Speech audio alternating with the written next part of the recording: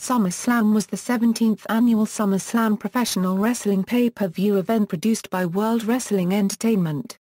It was presented by Stacker 2's YJ Stinger and took place on August 15, 2004, at the Air Canada Centre in Toronto, Ontario, and featured talent from the Raw and SmackDown brands. The main match on the Raw brand was Chris Benoit vs Randy Orton for the World Heavyweight Championship, which Orton won by pinfall after performing an RKO. The predominant match on the SmackDown brand was John Bradshaw Layfield vs The Undertaker for the WWE Championship, which JBL won after Undertaker was disqualified. The featured matches on the undercard included Kurt Angle vs Eddie Guerrero and Triple H vs Eugene. Background: the main feud heading into SummerSlam on the Raw brand was between Chris Benoit and Randy Orton, with the two feuding over the World Heavyweight Championship. At Vengeance, Benoit defeated Triple H to retain the title. On the July 26 episode of Raw, Orton won a 20-man battle royal, last eliminating Chris Jericho, to become the #1 contender to the title at SummerSlam. Also that night, Benoit defeated Triple H in a 60-minute Iron Man match to retain the title with the help of Eugene. The following week on Raw, Evolution defeated Benoit, Edge, and Chris Jericho. Evolution won the match after Orton pinned Benoit following an RKO. On the August 9 episode of Raw, Benoit defeated the team of Orton and Triple H in a handicap match by disqualification. The primary feud on the SmackDown brand was between John Bradshaw Layfield and The Undertaker, both of whom wanted the WWE Championship. JBL had won the title 2 months prior at the Great American Bash by defeating then-champion Eddie Guerrero in a Texas Bull Rope match. 1 month later, on the July 22 episode of SmackDown, JBL defeated a jobber to retain the title. After the match, Undertaker came out and challenged JBL to a match at SummerSlam. On the August 5 episode of SmackDown, as JBL called out The Undertaker, a midget wrestler came out and began to imitate the real Undertaker. The real Undertaker came out shortly afterwards and attacked JBL, until Orlando Jordan came out to help him. The following week, Undertaker defeated Jordan by disqualification after JBL interfered and executed a clothesline from Hell on Undertaker. The secondary feud on the SmackDown brand was between Kurt Angle and Eddie Guerrero. The feud first started at WrestleMania 20, when Guerrero defeated Angle to successfully retain the WWE Championship. Guerrero lost the title to John Bradshaw Layfield in June, when Angle, then SmackDown general manager, screwed Guerrero and declared JBL the winner. 3 weeks later, on the July 15 episode of SmackDown, JBL defeated Guerrero in a steel cage match to retain the title. Towards the end of the match, El Gran Luchador interfered, giving JBL enough time to escape the cage and win the match. After the match ended, Guerrero attacked Luchador and pulled off his mask, revealing him to be Kurt Angle. On the following episode of SmackDown, Vince McMahon scheduled a match between Angle and Guerrero for SummerSlam. The secondary feud on the Raw brand was between Triple H and Eugene. The feud first started, when on the May 17 episode of Raw, during an in-ring segment with The Rock, Eugene revealed that his favorite wrestler was in fact Triple H due to Eugene's adoration of playing games.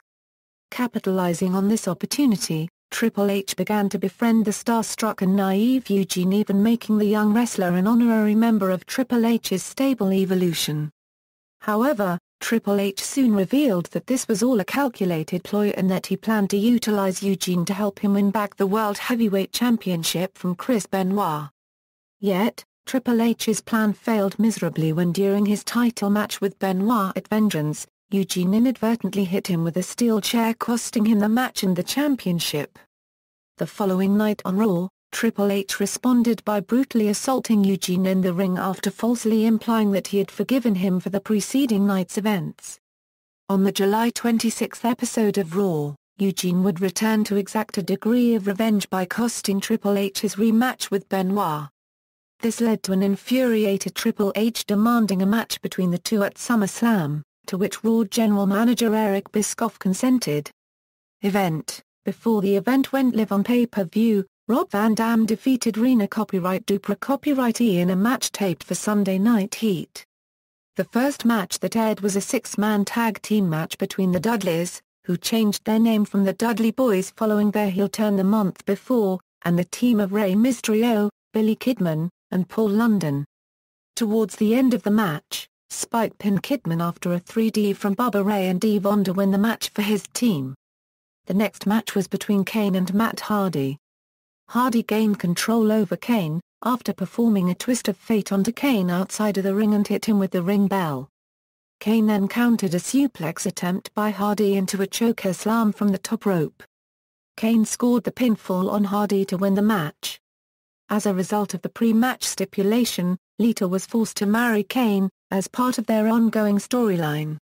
The third match was between John Cena and Booker T in a best-of-5 series for the WWE United States Championship. In the series, Cena and Booker would compete in up to 5 matches, where the first person to win 3 matches would become the new United States Champion.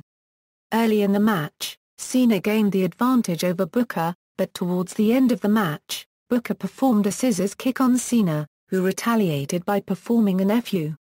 Cena scored the pinfall to win the match and gain the upper hand in the best-of-5 series. The following match was a triple threat match for the WWE Intercontinental Championship involving Edge, Batista and Chris Jericho. During the match, Edge and Jericho performed double-team maneuvers onto Batista. Toward the match's end, Edge performed a spear on Jericho to score the pinfall and retain the title.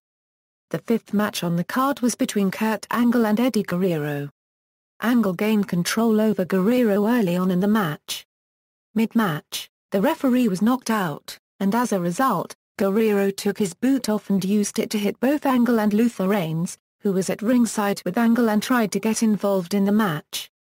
The match concluded when Angle was able to counter a frog splash and perform an ankle lock on Guerrero. Angle then won the match via submission after Guerrero tapped out. The next match was between Triple H and Eugene. At the start of the match, Triple H pretended to attack the ring announcer, Lillian Garcia, as a distraction to attack Eugene. Eugene countered Triple H's attacks by delivering a rock bottom. During the match, Ric Flair came down to ringside to interfere, but he was ejected by the referee. As Flair was leaving from ringside, William Regal hit Flair with a pair of brass knuckles. After losing focus by watching the events that took place, Triple H performed a pedigree on Eugene and pinned him to win the match. The following match was for the WWE Championship between John Bradshaw Layfield and The Undertaker. Immediately, JBL and Undertaker started the match outside of the ring. Mid-match, the referee was knocked out, so Orlando Jordan, who accompanied JBL to ringside, handed JBL the title, which JBL used to hit Undertaker.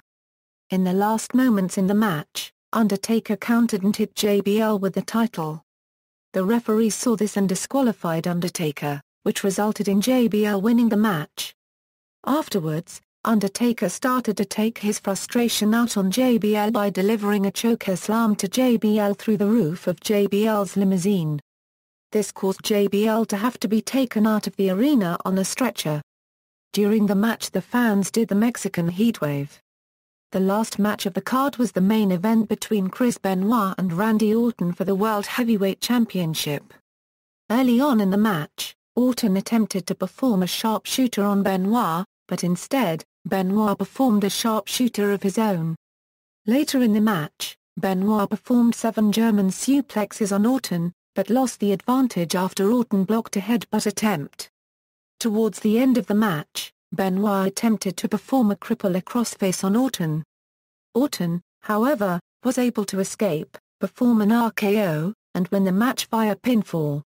As a result, Orton became the youngest World Heavyweight Champion in WWE history. Following the match, whilst Orton was celebrating his victory, Benoit returned to the ring and offered Orton a handshake, telling him to be a man, which Orton accepted. Aftermath. On the August 16 episode of Raw, Randy Orton defeated Chris Benoit in a rematch to retain the World Heavyweight Championship. After the match, Evolution threw Orton a mock celebration, only to reveal that they were not pleased with his new victory. While Batista had Orton propped on his shoulders, Triple H gave him a pleased thumbs up, but abruptly changed it to a thumbs down. He then told Batista to drop Orton to the mat, and Flair and Batista attacked Orton as Triple H told him that he was nothing without Evolution. On the August 23 episode of Raw, Triple H told Orton to give him the title or pay the price. Orton refused, and then he spat in Triple H's face and hit him with the title belt, turning Orton face. Raw General Manager Eric Bischoff then scheduled a match between Orton and Triple H for the title at Unforgiven. At Unforgiven, Orton lost the title when he was pinned by Triple H. The feud between John Bradshaw, Layfield and The Undertaker continued. The next few weeks on SmackDown, JBL wore a neck brace, to signify that he was recuperating from Undertaker's chokeslam. On the August 26 episode of SmackDown, Orlando Jordan defended the WWE Championship for JBL against The Undertaker. Undertaker won the match via disqualification following interference from JBL. As a result, JBL retained the title. The following week on SmackDown, General Manager Theodore Long scheduled a last ride match at No Mercy between JBL and Undertaker.